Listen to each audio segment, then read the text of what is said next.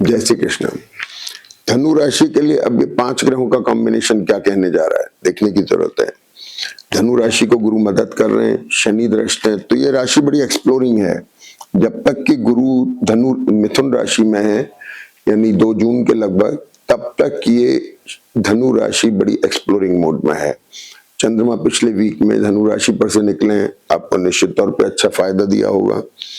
अष्टमेश थे तो कुछ न कुछ एसेट खरीदने की तरफ कुछ मानस बना होगा।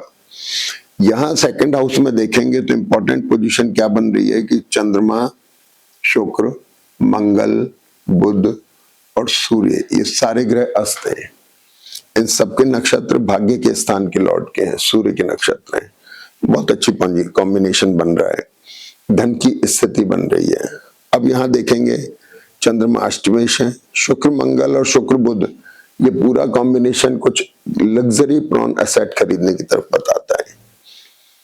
मंगल और बुध साथ में है, मंगल और बुध साथ में, यानी कि ये मंगल बुध के जो बहुत क्लोज होने की, यहाँ देखेंगे तो मंगल भी उच्च नमांश में है, शुक्र भी उच्च नमांश में, लेकिन ये अस्त है, बुध भी अस्त है। मंगल बुध एक फ्रीज कॉम्बिनेशन बनाता है, ये सीजनिंग बताता है, ये क्लोजनेस, यानी आपका द्वादश भाव फ्रीज हुआ, पंचम भाव। माइंडसेट जो है, देखो ऐसी चीज है कि इन्फेक्शन 3 तरह के होते हैं, फिजिकल, मेंटल, फाइनेंशियल।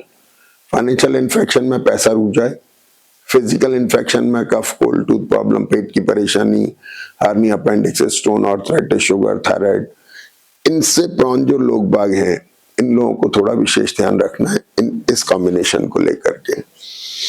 अब होता है आपका मेंटल इन्फेक्शन। अब इसका मतलब क्या हुआ, आप किसी एक थॉट से ऑब्सेस्ड हो गए, वो आपके अंदर जबरदस्त गहरा गया, आप थोड़ा सा सोचने लगे कि नहीं यार यही ठीक है, ये सॉर्ट ऑफ इन्फेक्शन है मेंटल, जैसे हम एक पार्ट पे अडमेंसी भी कह सकते हैं। अडमेंसी को अगर हम गहराई से देखेंगे तो एक थॉट प्रोसेस होता है जो स्ट्रिक्ट हो जाता है, यानी आप इसके बाहर सोच नहीं पा रहे हैं, दैट इज अडमेंसी। आप उसी को सही मानने लगते हैं। पिछली सफलताओं को देखते हुए अगर आप डिसीजन लेते हैं कि मैंने वो सब निर्णय अच्छे लिए, तो ये थोड़ा सा सेंसिटिव हो जाता है, क्योंकि कभी आप गलत भी ले सकते हैं। यू आर ह्यूमन बीइंग, इसलिए इस बात का ध्यान रखना चाहिए। भाई हमारा चैनल भी सब्सक्राइब करते जाइएगा, और आप हमारा वीडियो देखते हैं बहुत अच्छा लगता है, लेकिन आप चैनल सब्सक्राइब नहीं करते हैं, वो करिए। तो अब यहाँ पर क्या हुआ कि मंगल और सूर्य थोड़ा एग्रेसिव है, लेकिन मंगल अस्त है, बोलने पे थोड़ा ध्यान रखना है, कुछ गलत ना बोल जाए किसी को, ठीक है ना, तो थोड़ा केयरफुल रहने की जरूरत है। बुध मंगल ने आपका फ्रीज किया, पेट की समस्या दे रहे हैं, hernia, appendix, stone, arthritis, sugar के पेशेंट को ध्यान रखना है, थायराइड के पेशेंट को ध्यान रखना है। शुक्र मंगल कफ के कारक है, दोनों उच्च नमांश में है, वर्गोत्तम में है, आपको विशेष ध्यान रखना है, चीज गहरा सकती है। जो अच्छी चीज हो गई वो भी गहरा गई, जो खराब हो गई वो भी गहरा गई, मतलब वो स्ट्रांग हो गई। तो आपको हर तरह से थोड़ा केश, अगर आपकी जन्मपत्री स्ट्रांग मोड में है आपको फायदा होगा। स्ट्रांग मोड में मतलब, और अगर थोड़ी सेंसिटिव मोड में है, कंप्रोमाइजिंग मोड में है, तो अपने को संभल के चलना पड़ेगा। ये आपको एक अच्छा ज्योतिषी अच्छी राय दे सकता है कि कब चार्ट आपका कंप्रोमाइजिंग मोड में है और कब वो बैटल मोड में है। ये ध्यान रखिए, सिर्फ गुरु शनि अगर अच्छे हैं तो उससे आप हमेशा अच्छे, गलत सोचना है। एक पोजीशन होती है चार्ट के अंदर जो आपके चार्ट को कभी कभी कंप्रोमाइजिंग मोड में ला देती है। जो ग्रह अच्छे बैठे होते हैं कुछ तो हेल्प करते हैं, लेकिन बहुत ज्यादा हेल्प नहीं कर पाते। मेन चार्ट की स्ट्रेंथ देखना बहुत जरूरी होता है। तो ये बात हो गई। अब बुध और चंद्रमा, ये कॉम्बिनेशन बड़ा सेंसिटिव है। ये कॉम्बिनेशन जो है इस स्थान पर भी असर डाल रहा है, इस स्थान पर भी असर डाल रहा है, यहां पर भी और यहां पर भी असर डाल रहा है। आपके एक्सपेंसेस यकायक बुध चंद्रमा एकदम से ड्रॉप करते हैं, किसी चीज को एकदम से उठा देते हैं। ये अमूमन जॉइंट्स के ऊपर इफेक्ट डालते हैं। ये अमूमन बहुत डेंजरस हो जाते हैं अगर चार्ट की लॉर्डशिप ठीक नहीं है। आपके केस में केयरफुल रहने की जरूरत है। ये शुक्र बुध जो शेयर मार्केट का काम बताते हैं, कुछ लोग हो सकता है प्रॉपर्टी का करते हो या कुछ भी, उनको सडन अप एंड डाउन से थोड़ा ध्यान रखने की जरूरत है। और किसी तरह की आपके मसल्स में पुल ऑन होना या इंजरी होना, इन सब का भी आपको ध्यान रखना चाहिए। तो कॉम्बिनेशन बड़ा खतरनाक है, संभल के रहें और सही डिसीजन लें। अब आ जाते हैं आगे। राहु और केतु वर्गोत्तम में है, आपके वेंचर्स को बता रहे हैं, एफर्ट्स को बता रहे हैं अच्छे हैं, बहुत बढ़िया, आप परिश्रमी हो रहे हैं। आपके अंदर गुरु स्वाभिमान भी दे रहे हैं, आपके अंदर स्टेबिलिटी भी दे रहे हैं, आत्मसम्मान की भावना भी दे रहे हैं। लेकिन मंगल बुध आपको एडमेंट कर सकते हैं, थोड़ा केयरफुल होने की जरूरत है। तो अब केतु राहु के नक्षत्र जो है थोड़ा विम्सिकल कारक बता रहे हैं, खूब मेहनत कर रहे हैं, रिजल्ट थोड़े से कम आ रहे हैं। मंगल अस्त है, बुध के साथ में केतु पर दृष्टि है, सिर में दर्द होना, भारीपन होना किसी तरह की, यानी ये प्लैनेटरी पोजीशन जो ऊपर से देखने में अच्छी है, बड़ी सेंसिटिव है। अगर जन्मपति थोड़ी भी वीक है तो बहुत केयरफुल रहने की जरूरत है। थोड़े बहुत दर्द वर्द देना, इस तरह की चीजें देना, बड़ा ध्यान रखने की जरूरत है। अब आ जाइए, देखिए मंगल यहाँ पर द्वादशेश है, चंद्र बुध के साथ में आ गए, सडन मनी निकल सकता है, चाहे तो किसी इन्वेस्टमेंट में हो, जो लोग शेयर का काम करते हैं एकदम से लॉस हो सकता है, डाउन आ सकता है, केयरफुल रहने की जरूरत है। शुक्र आपके हो गए 6 लॉर्ड, लाइबिलिटीज के एकदम से ले सकते हैं, आपको पता लगा फाइनेंशियल अरेंजमेंट करने पड़ रहे हैं, तो ये चीज हो गई।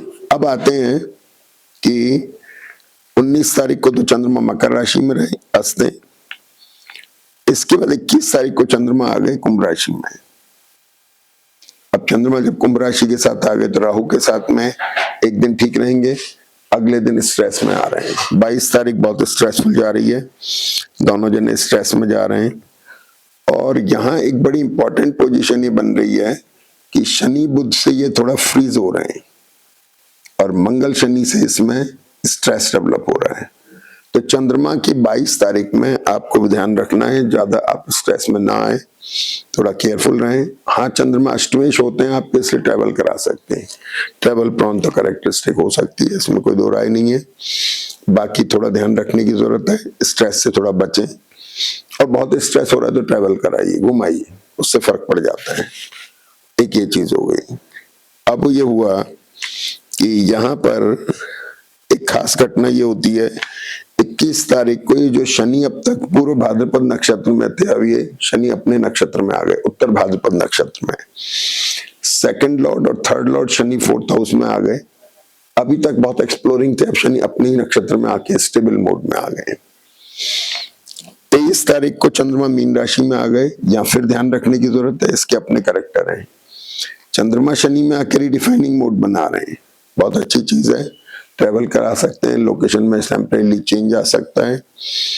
पैसे की दृष्टि से, अपने एफर्ट्स की दृष्टि से सोच विचार चलेगा क्या बेटर कर लें।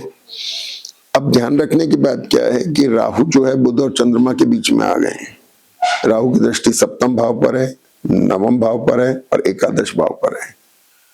स्पाउस का, मैरिटल और बिजनेस रिलेशनशिप का ध्यान रखना है। सडन एकदम से कुछ ना कुछ ऐसी घटना हुई, पता लगा पैर में थोड़ी सी तकलीफ हो गई, मसल्स का खिंचाव आ गया, पैर मुड़ गया, इंजरी हो गई। इसी तरह से बिजनेस रिलेशनशिप में अगर सोचें तो रिलेशन किसी दूसरे मोड में चले गए, इसलिए थोड़ा ध्यान रखने की जरूरत है। मंगल सूर्य केंद्र में 2nd हाउस में चल रहे हैं, तो बोलने पे विशेष ध्यान रखना है कि गलत बात ना निकल जाए, जिससे आपके बिजनेस रिलेशनशिप, मैरिटल रिलेशनशिप में थोड़ा फर्क आ जाए। मीन के चंद्रमा में, यानी ये जो 23 तारीख को चंद्रमा आए हैं, ये चंद्र बुध, बुध शनि, स्ट्रेस्ड, एक्सीडेंटल और सीज्ड, ये पोजीशन राहु की बनती है। स्ट्रेस्ड, एक्सीडेंटल और फ्रीज, राहु सेंसिटिव हो गए यहाँ पे। लग्नेश के भी कारक हैं, चतुर्थेश के भी हैं। ट्रेवल करा रहे हैं, एसेट लिक्विडेशन भी करा सकते हैं, या पेरेंट्स की हेल्थ के चैलेंजेस थोड़े फेस करने पड़ सकते हैं, पार्टनर स्पाउस के हेल्थ के चैलेंजेस फेस करने पड़ सकते हैं। 25 तारीख को चंद्रमा मीन राशि में ही 7:48 से 13:36 तक वर्गोत्तम में है, और 25 को ही मेष राशि में जब चंद्रमा आ जाएंगे 13:36 से 19:22 में वर्गोत्तम में है।